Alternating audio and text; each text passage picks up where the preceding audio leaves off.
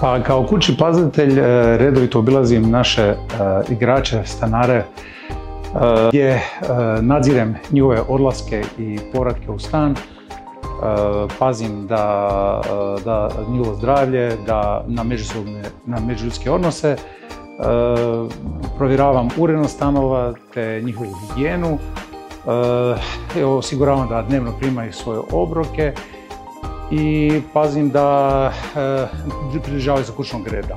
A u poslijepodnevnim satima kao vozač vozim klupski kombi, naše stanare kadete 1, kadete 2 i pionire na treningu u Medulinu. Pa jako je lijep život u Puli, ljudi su jako susretljivi, voljni su pomoć, a Pula je okolica jako lijepi i puni sadržaja i evo, stvarno ugodno mjesto za živjeti. Kad bi usporedio Rijeku i Pulu, naravno volim jedno i drugo mjesto, lijepo mi je, ali evo nekako za rekreaciju i puno više ima nekako tog sadržaja.